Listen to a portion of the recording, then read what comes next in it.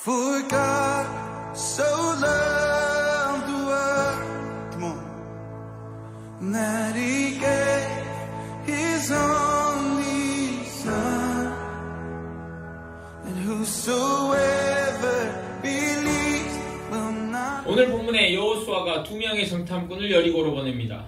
왜 정탐꾼을 보냅니까? 이제 3일 후에 요단강을 건너서 약속의 땅으로 들어가야 되는데 이 약속의 땅에 대한 정보를 탐색하고 그 중에 의미 있는 정보를 수집해서 자신이 어떤 의사결정을 내릴 때 사용하는 것이죠. 그래서 민수기, 신명기, 사사기에도 이 정탐꾼 파견의 내용들이 등장합니다. 그리고 또한 자신이 40년 전 가나안 정탐을 할 때 그 긍정적인 보고를 했던 여호수아와 갈렙, 자기 자신이 두 명의 정탐꾼이었던 것이죠. 그리고 왜 이번에는 두 명이냐? 40년 전 가나안 정복을 앞두고서는 12명의 정탐꾼을 보냈는데 가나안 땅보다 여리고는 훨씬 규모가 작죠. 그리고 그때는 40일 동안 정탐을 했습니다. 그런데 이번에는 3일 후에 이제 요단강을 건너서 약속의 땅으로 들어가려고 해요. 그러니까 시간이 훨씬 촉박하죠. 두 명이 훨씬 다니기가 수월한 겁니다. 그리고 12명을 보내봤자 10명이 부정적인 보고를 해서 이스라엘 백성이 겪었던 그 고난을 생각하면 트라우마가 있는 거죠. 그래서 믿음직한 두 명이 더 낫다고 생각했을 것입니다. 그래서 오늘 두 명의 정탐꾼이 여리고를 정탐하러 들어갑니다. 그런데 여기에서 문제가 무엇이냐면 이 정탐꾼을 보낼 때에 하나님께서 정탐꾼을 과연 보내라고 말씀하셨나 명령하셨나 하는 부분입니다. 여호수아 1장 2절에 보면 하나님께서 여호수아에게 이렇게 말씀하세요. 내 종 모세가 죽었으니 이제 너는 이 모든 백성과 더불어 일어나 요단을 건너 내가 그들 곧 이스라엘 자손에게 주는 그 땅으로 가라 하셨습니다. 이 말씀을 듣고 나서 3일 후에 이제 요단을 건너서 들어갈 채비를 합니다. 그런데 이 백성과 더불어 일어나 요단을 건너라고 하셨지 요단을 건너기 전에 이거 준비해라 또는 뭐 정찰을 보내라 이런 말씀은 어디에도 없습니다. 그러니까 정탐꾼을 파견한 것은 하나님의 말씀과 명령이었다기보다는 하나님께서는 일어나서 요단을 건너가라고 하셨지 이 정탐꾼을 오늘 보낸 것은 자신이 정탐꾼 출신이고 이 리더로서 여호수아의 자신의 경험과 자신의 강점 이 전투나 어떤 그 광야에서 베테랑으로 이제 살아가는데 자신만의 그 리더로서의 강점이 있었겠죠. 그 강점과 경험에 따라서 지금 여호수아가 자신이 해야 될 것을 하는 것입니다. 우리도 삶을 보십시오. 우리는 늘 하나님께서 하라고 한 것, 명령한 것, 정확하게 뭐 직통계시를 받아서 그렇게 살아갑니까? 아니잖아요. 우리도 하나님께서 이미 우리에게 주신 경험과 달란트들이 있어요. 우리에게 주신 재능들이 있어요. 그 강점들이 있어요. 그 강점들을 잘 이렇게 개발하고 발전시켜서 나의 경험과 나의 개성 그리고 나에게 주신 그 재능에 따라서 우리가 할 수 있는 일을 하나하나 해가는 것이 우리의 삶의 모습입니다. 마찬가지로 여호수아도 오늘 정탐꾼을 그러한 측면에서 파견해서 두 명을 보낸 것 같아요. 그렇다면 이 두 명의 정탐꾼이 정찰을 하는 과정은 어땠을까요? 여기서부터가 이제 재미있는 대목인데 이 두 명의 정탐꾼이 기생의 집으로 갑니다. 그리고 거기에서 라합이라는 사람을 만나요. 이 기생의 집을 본거지로 해서 자신들의 정체를 숨기려고 한 거예요. 한 빌딩에 한 사람만 들락거리면 그 한 사람이 주목을 끌겠죠. 저 사람 누구지? 하고 주목해서 볼 거 아니에요. 계속 마주치면. 근데 이 기생의 집은 아무나 특히 이방인 외부인들이 들락날락 거릴 수 있는 곳이니까 자신들의 정체를 탈로 나지 않고 숨기기에 딱 좋은 곳이라고 아마 판단을 했을 것입니다. 그래서 이 기생집을 본거지로 해서 자신들의 정체를 숨기려고 들어갔는데 2절에 보면 어떤 사람이 이 여리고 왕에게 이 사실을 보고하게 돼요. 어떻게 알았는지 이 어떤 사람이 여리고 왕에게 가서 이 밤에 오늘 밤에 이스라엘 자손 중에 몇 명이 딱 2명이라고까지는 말 안 했지만 이스라엘 자손이고 그 사람들 몇 명이 오늘 밤에 정탐을 하러 어떤 목적으로 왔는지까지 딱 여리고 왕에게 보고를 합니다. 그러니까 바로 이 정탐꾼들이 자신의 정체를 숨기려고 기생 라합의 집에 이렇게 숨어들었는데 바로 들통이 난 거예요. 그리고 어떤 목적으로 몇 명 정도가 언제 오는지까지 다 들통이 난 겁니다. 이 정도면 사실 이스라엘 백성 가운데 이 여리고 왕의 정탐꾼이 있었던 것 같아요. 내부에 정탐꾼이 있지 않고는 이렇게 알기가 어렵지 않겠습니까? 그리고 3절에 가면 여리고 왕이 누구에게 사람을 보내냐면 라합에게 사람을 보내요. 그리고 너에게 온 정탐꾼들을 끌어내라라고 말합니다. 어떻게 라합인지까지 정확하게 누구한테 왔는지까지 정보를 다 가지고 있었어요. 그리고 이 2명의 정탐꾼을 찾으려고 하는데 라합이 그 2사람이 오긴 왔었는데 어떻게 거기에서 거짓말하기가 어렵죠. 다 알고 온 것 같으니까. 그래서 오긴 왔는데 그 사람들이 저녁이 오기 전에 떠났습니다. 그래서 떠난 지가 얼마 안 되었으니까 지금 추적자들을 보내서 따라가면 아마 잡을 수 있을 것입니다. 이쪽 길로 갔습니다 하고 친절하게 알려줘요. 그렇게 해가지고 추적자를 붙이게 돼요. 그런데 사실 라합이 이 2사람을 지붕에다가 이렇게 숨겨줬던 것이죠. 그리고 8절부터 21절까지 라합과 이 정탐꾼들의 대화가 오고 갑니다. 그러면서 라합이 주요 내용은 이래 해서 내가 당신들을 살려주니까 나중에 이스라엘 백성들이 다 이 여리고 성으로 들어올 때 나와 내 가족도 이렇게 구원해 주십시오, 살려주십시오. 그렇게 해가지고 딜을 맺어요. 거래를 해요. 오늘 우리가 읽은 본문 22절부터 24절을 보면 이 2명의 정탐꾼이 기생 라합의 집에서 나오고 나서 어디로 갑니까? 산으로 갑니다. 산으로 가서 3일 동안 거기에 있는데 3일 동안 이 여리고 땅 주변을 정찰하고 정탐을 합니까? 아니죠. 3일 동안 몸을 숨기고 피해 있습니다. 이 추적자들에게 걸릴까봐 자신들의 몸을 3일 동안 산속에 숨겨두고 이 추적자들이 다 돌아간 후에 그리고 어떻게 했다 했습니까? 23절에 보면 산에서 내려와 강을 건너 그리고 여호수아에게 돌아가서 보고를 합니다. 뭐라고 보고를 하냐면 24절에 또 여호수아에게 이르되 진실로 여호와께서 그 온 땅을 우리 손에 주셨으므로 그 땅의 모든 주민이 우리 앞에서 간담이 녹더이다 하더라 라고 보고를 해요. 마치 40년 전에 가나안 정탐을 하고 돌아와서 여호수아와 갈렙이 보고했던 것처럼 긍정적인 보고를 해요. 그래서 24절 오늘 여호수아 2장의 마지막 절만 읽으면 이 정탐 활동이 매우 훌륭히 잘 이루어졌던 것처럼 느껴져요. 왜냐하면 이 긍정적인 보고를 하면서 그리고 3장의 요단강을 건너는 일로 이어지기 때문입니다. 그런데 사실 이 정탐의 내용을 디테일하게 꼼꼼히 안으로 들어가서 살펴보면 어땠을까요? 사실 정탐은 어떻게 보내는 겁니까? 은밀히 가는 것이죠. 그래서 오늘 이 여호수아가 이 2명의 정탐을 보낼 때 사실은 원어로는 가만히 보냈다는 표현이 들어가 있어요. 가만히 조용히 은밀히 다른 사람들이 알지 못하게 조용히 자신들의 정체가 탄로나지 않게 보냈던 거예요. 그리고 영어 성경에는 secretly라는 표현이 들어가 있어요. 은밀히 비밀스럽게 갔다라는 거예요. 그런데 실제로는 어떻습니까? 그날 밤에 이미 들통나고 이스라엘 자손 몇 명이 왔고 정탐하러 온 목적까지 다 들켰고 누구에게 왔는지 라합에게 왔는지까지 해서 여리고 왕이 사람을 보내잖아요.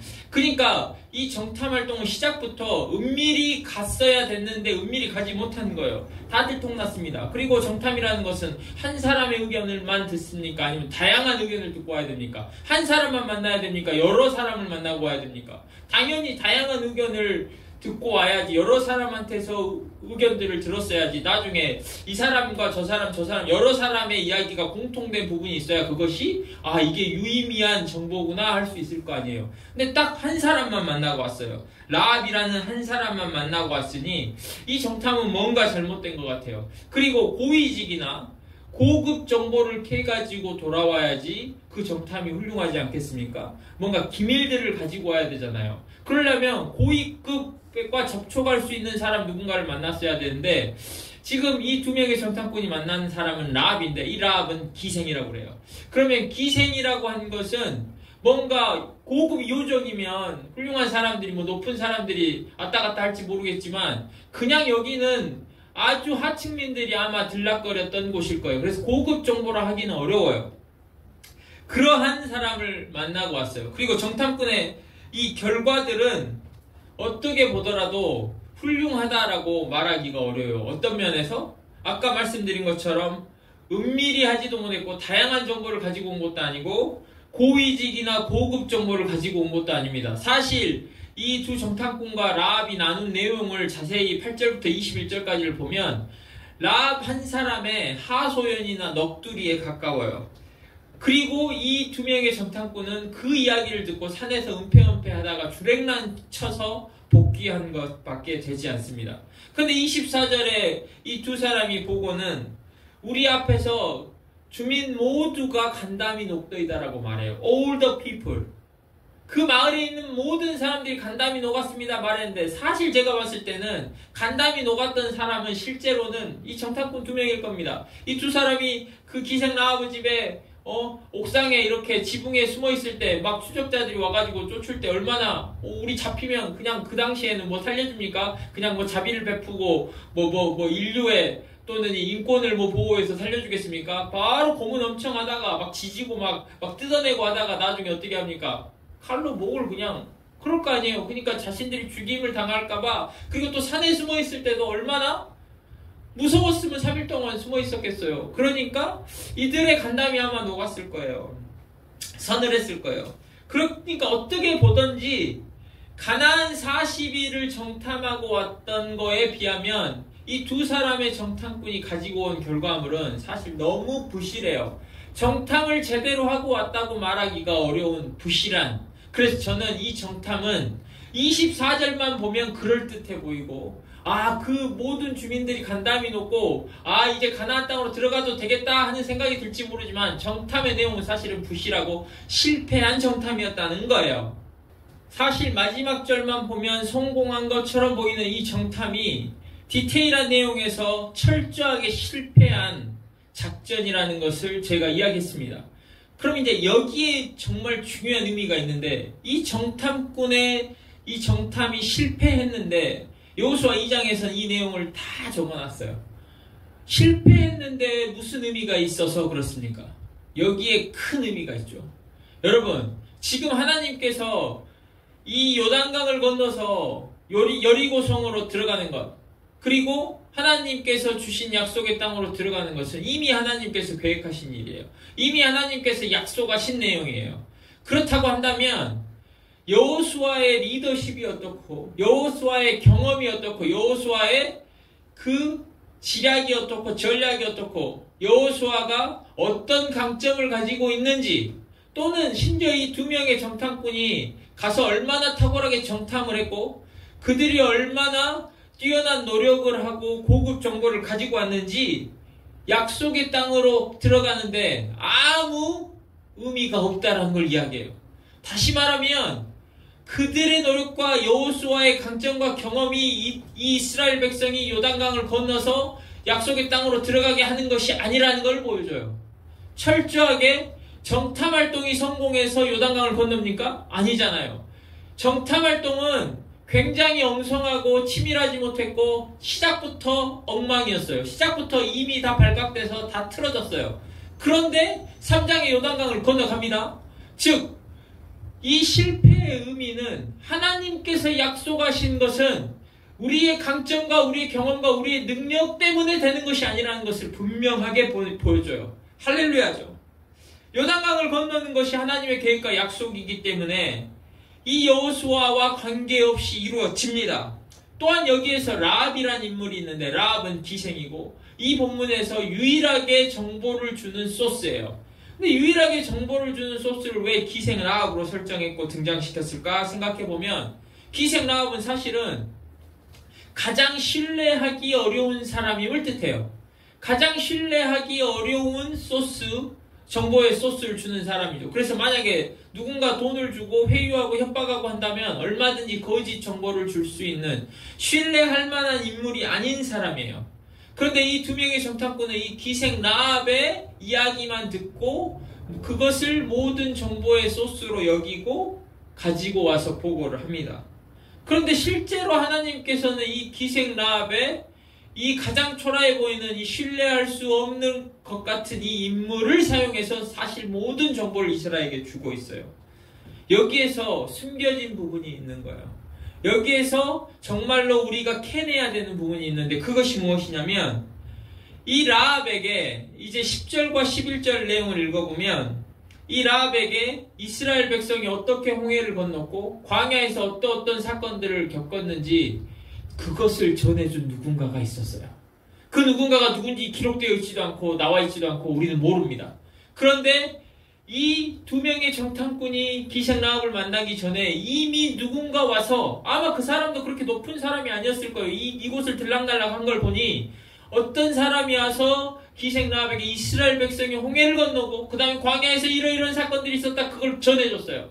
그랬더니 그 이야기를 듣고 기생 라합이 마음이, 간담이 서늘해졌다고 했는데, 아마 우리말로 표현하면 감화 감동을 받은 거예요. 그 이스라엘 백성이 이렇게 하는데 거기에 하나님의 도움심이 있었다라는 걸 생각할 때 이 라합의 마음이 감화 감동을 겪은 거예요. 그것은 성령님이 하신 것이죠. 이게 다 지금 이 두 명의 정탐꾼이 오기 전에 벌어진 일입니다. 그리고 나서 이 라합이 뭘 하게 되냐면, 뭘 깨닫게 되냐면 여호와 하나님을 깨닫게 돼요. 여호와 하나님을 알게 돼요. 그 하나님이 어떤 하나님인지를 성령님이 아마 이 기생 라합에게 알려줬을 거예요. 그렇게 된 인물이에요. 사실 이 라합은 마태복음 1장 5절에 등장합니다. 마태복음 1장이 무엇입니까? 예수님의 족보가 들어가 있는 책이에요. 예수님의 족보, 그 예수님이 어떻게 나오셨는지를 말하는데, 라합 이야기가 있고 나서 5절에, 그리고 6절에 가면 바로 누가 등장하냐면 다윗이 등장해요. 이 라합이 그러니까 다윗의 증조, 고조, 할머니, 할머니 뻘이 되는 거죠. 그렇게 등장을 합니다. 바로 이 라합은 다윗과 예수 그리스도의 조상으로 그 족보에 등장하는, 아무나 등장합니까? 믿음의 여인이기 때문에 등장하는 거예요. 사실 예수님의 족보에는 4명의 여자가 등장하는데 그 4명밖에 등장하지 않는 여자 중에 한 명이 이 여호수아 2장에 지금 두 정탐꾼을 만났던 그 라합이에요. 여러분, 만약 이 두 정탐꾼이 라합, 즉 누군가 그 이스라엘 백성이 겪은 일을 전해주지 않고 감화 감동을 받아서 하나님을 알지 못했던 그 라합, 하나님을 알게 된 라합 말고 다른 사람을 만약에 두 정탐꾼이 만났다면 어떻게 됐겠어요?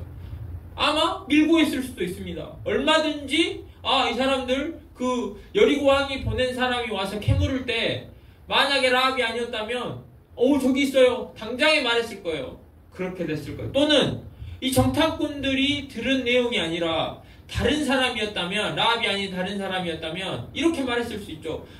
이스라엘 백성이 여리고성을 들어온다고요? 어림도 없는 소리죠. 왜냐하면 여리고성은 이중벽으로 되어 있어요. 외벽과 내벽이 있고 그 두께가 9m에 달하는 아주 철옹성이에요. 난공불락의 요새이기 때문에 그 누구도 그 여리고성을 들어오지 못해요. 그리고 여리고성 위에는 이미 그 궁사들이 다 준비하고 있어서 누구든지 오면 다 전멸하고 말 겁니다. 절대 여리고성은 들어오지 못해요. 만약에 이런 보고를, 이런 내용을 말해주는 사람을 두 명의 정탐꾼이 만나고 돌아갔으면 오늘 2장 24절에 있는 것처럼 긍정적인 보고를 할 수 있었겠습니까? 그렇게 하지 못해요. 그런데 오직 라합만 여호와의 이름을 알게 되고 그 여호와로 인해서 감화 감동을 받아서 이 이스라엘 백성들이 들어왔을 때 나를 구원해달라고 하는 이 보고를 하는 사람을 만나게 한 건 누가 하신 겁니까? 하나님이 하신 거예요. 하나님이 이미 손을 쓰신 거예요. 우리가 그 부분을 봐야 된단 말이에요. 그렇다면 저희 질문은 이겁니다. 왜 이 엉성하고 실패한 작전인 정탐꾼 파견이 24절만 보면 마치 성공한 것처럼 하나님께서 이 두 명의 정탐꾼이 감화 감동을 받은 라합을 만나고 무사히 피해서 돌아와서 긍정적인 보고를 할 수 있게 손을 쓰셨냐 하는 거예요. 실패한 작전이면 이 백성과 더불어 일어나서 요단을 건너 가라 했더니 왜 정탐꾼을 파견했느냐, 왜 너는 가기 싫으냐, 두렵냐, 지체하냐 이렇게 문책하거나 지적하지 않으시고 그냥 하나님께서 곳곳에 도움의 손길을 통해서 이 두 명의 정탐꾼이 무사히 돌아와서 오늘 24절처럼 모두가 간담이 녹더이다 하는 긍정적인 보고를 하게 하셨냐 하는 거예요. 바로 그것은 다른 게 아니라 이 두 명의 정탐꾼을 파견하라는 하나님의 직접적인 말씀이 없었어도 그것을 했던 여호수아의 마음, 동기, 의도 이런 것 때문입니다. 그 마음과 의도와 동기가 하나님 앞에서 발랐기 때문이에요. 40년 전에 가나안 땅에 정탐을 보낼 때 왜 보냈습니까? 이스라엘 백성이 하나님이 지금 이제 요단을 건너 가라고 하는데 이스라엘 백성이 가나안 땅에 들어가면 약속의 땅에 들어가서 실패할까봐, 거기 있는 거주민들에게 죽임을 당할까봐 두려워서 가지 못하고 정탐을 보냅시다 라는 의견을 내니까 모세가 허락했던 거예요. 여러분, 하나님이 이렇게 하라고 말씀하시는데 그 전에 정탐을 했던 이유가 두려움 때문이었어요. 두려움 때문에 가지 못하고 먼저 살펴봅시다 했던 거예요. 근데 여호수아는 두려움 때문에 지금 2명의 정탐을 보낸 게 아닙니다. 여호수아는 하나님이 이 사람들과 백성들과 더불어 일어나 요단을 건너가라고 하니까 3일 후에 들어갈 채비를 하고 그 안에 자신의 강점과 경험에 따라서, 즉 하나님께서 말씀하신 것을 성취해야 되는데 이것을 성취하기 위한 믿음 때문에 정탐꾼을 파견한 거예요. 이 하나님께서 이 요단강을 건너서 가라고 하신 것을 내가 성취하려면, 그 말씀대로 순종하려면 무엇을 해야 될까? 그 결정이 신앙적인 결정을 한 거죠. 하나님 앞에서 바르게 그 믿음을 가지고 결정한 것이 다르다는 거예요. 두려움 때문에 정탐꾼을 파견한 것이 아니라 믿음을 가지고 하나님이 주신 사명을 감당하기 위해서 파견했던 게 정탐꾼이기 때문이에요. 그렇기 때문에 하나님께서 질책하거나 문책하신 것이 아니라 그 두 사람이 무사히 돌아오게 하십니다. 바로 이것이 저는 엉성한 신앙적 결정이라고 하더라도 하나님 앞에서 보면 우리의 결정이나 우리의 전략은 너무 엉성하고 치밀하지 않죠. 늘 실패할 것 같은 작전이죠. 그러나 하나님 앞에서 우리가 그 하나님과의 친밀한 가운데 믿음을 가지고 결정하고 하나하나 우리에게 주신 강점에 따라 경험에 따라서 해나가면 하나님께서는 그 엉성한 실패한 작전 같아 보이는 것을 위해서 곳곳에 은혜의 손길들을 넣어놓으시는 거예요. 곳곳에 하늘문을 여시고 그 엉성한 작전이 성공하도록, 성공한 것처럼 보이게, 그리고 나중에 깨닫는 거죠. 그 하나님의 은혜를. 여러분, 하나님이 말씀을 다 해주시면 은혜가, 믿음이 뭐가 필요합니까? 아니, 하나님이 시킨 대로 로봇처럼 했으면 거기에는 우리의 믿음을 넣을 곳이 없어요. 그리고 우리의 믿음을 넣지 않으면, 그리고 하나님께서 도우신 걸 보지 않으면 우리가 은혜를 느끼기도 힘들어요. 그래서 하나님께서 어떤 마음을 주셨으면 이미 우리에게 주신 재능과 달란트와 우리가 가지고 있는 경험과 강점을 가지고 신앙적 결단을 하는 거예요. 신앙적 결정을 하는 거예요. 이미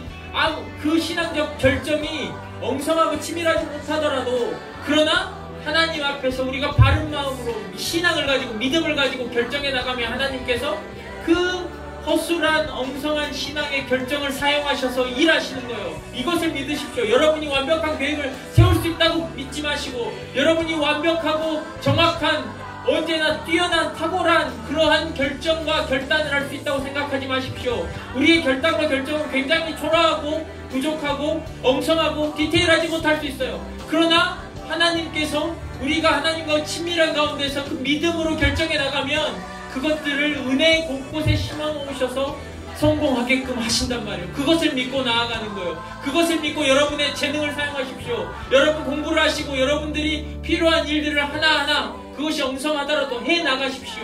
그것이 우리에게 필요한 거예요. 그게 바로 믿음의 엉성한 한 걸음 한 걸음 신앙의 결단일지라도 축복의 문이 열리는 거예요.